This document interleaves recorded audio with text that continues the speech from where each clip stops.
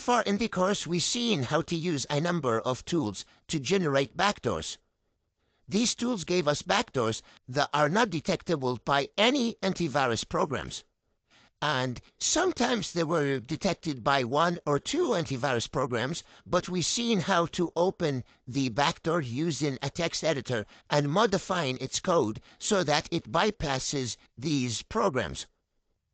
The whole idea behind this is we're trying to modify the signature or the code of the backdoor so that when it's scanned by an antivirus program, the signature will not look similar to other harmful files. If it looks unique, then the antivirus program will say this is an okay file, it does not have any harmful code. So, if you want to generate a backdoor, you can just use one of the tools that we've seen so far, and you're good to go, you won't be detected.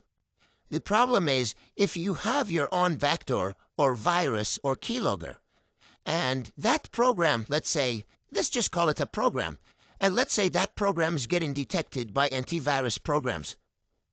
Now, this is an executable, and if you open it with a text editor, you'll just see gibberish.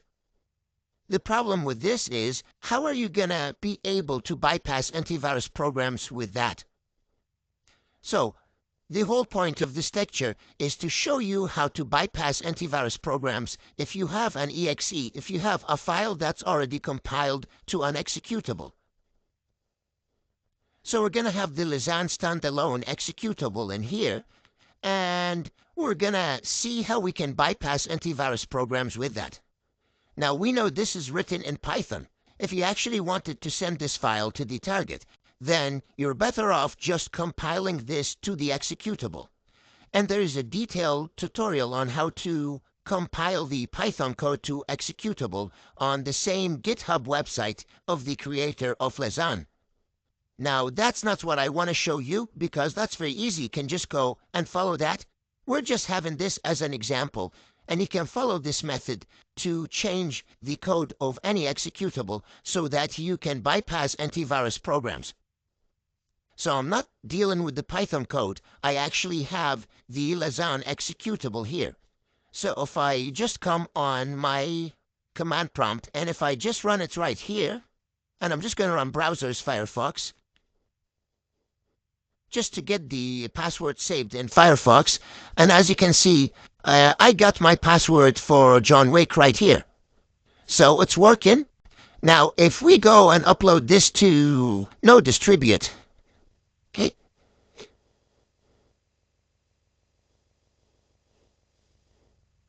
you'll see that it's getting detected by 12 antivirus programs. So this is really bad. And like I said, you can go and try to compile the code from Python, but that's not what I want to show you. I want to show you how to deal with executables. So right here, we have the executable that you'll be sending to the target. So we're going to use the same method or the same idea that we always use, and the whole goal is going to be to modify the code. The only problem is, if you open this with Notepad, you'll just get gibberish. You won't actually see any code. And if you modify it from Notepad, the code will be just broken and it won't work. So what we're going to do is we're going to use a HEX editor. And that's basically a program that opens the executable and allow us to modify parts of the code. And when we modify these parts of the code, it'll automatically modify the corresponding HEX values. When it does this, it actually won't mess up the instructions, and when the file gets executed, the code will work normally. So to do that, first of all, you need to download a HEX program, a HEX editor, and I'm going to include the download link in the resources, but you can just go to this one right here on Google and just look for HXD. And if you just go down, you have the download link right here. You download that. You select the download link from here, and all you have to do is just run the installer and go next, and it'll install it for you here.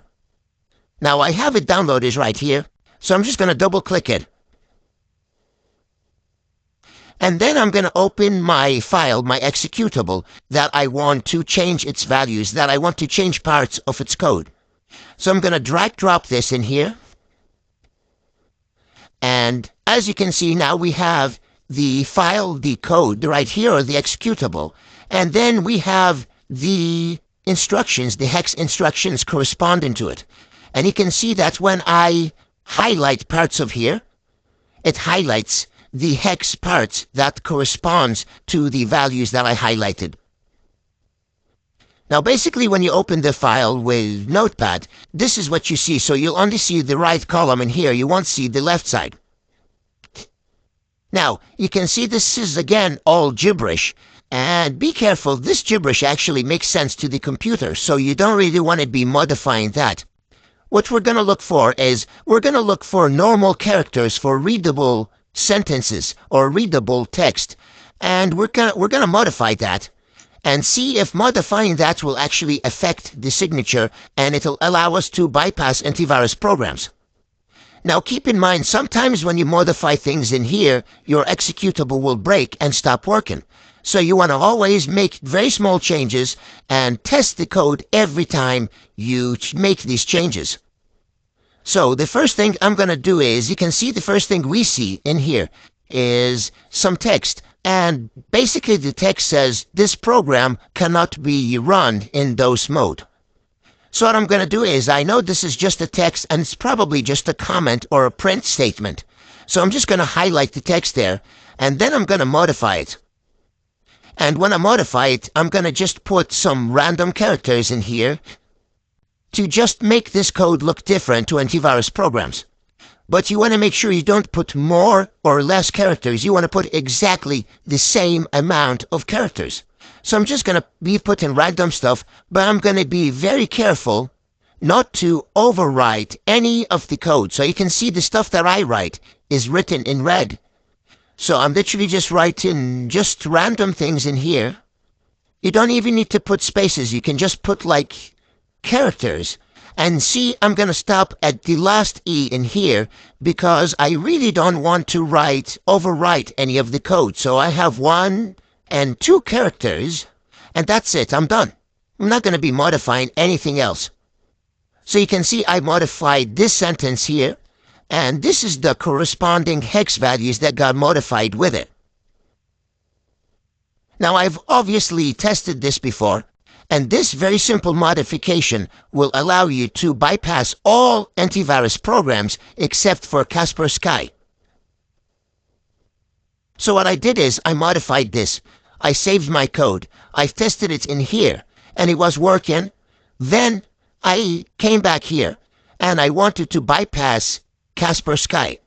So I was looking for something else to modify, and the first thing that I see is right here and just says text. So I was like, this is highly unlikely, but let me just try it. So again, I just put some random code in here.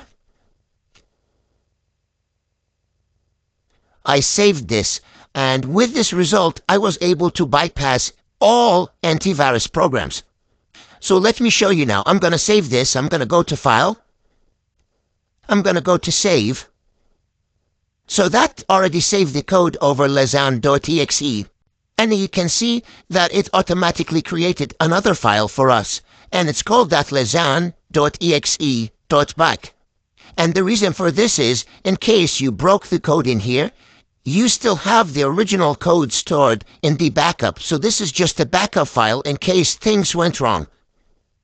So what I'm going to do now is I'm going to first test and make sure that this file works as expected. And as you can see, the file still works, and it's still allowing me to get the safe passwords in Firefox. So everything's perfect for now. What I want to do is I want to check and see if this file is actually getting detected by any antivirus programs, and hopefully not. So again, I'm back at No Distribute, and I'm going to upload my file.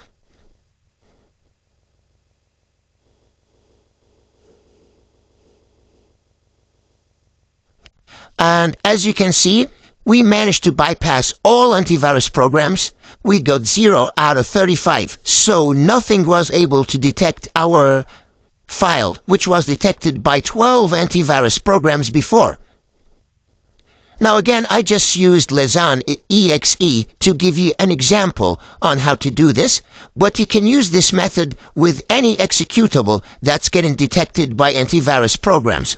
Just make sure that you modify parts of the code that won't affect the code itself, and make sure that you don't overwrite any useful code.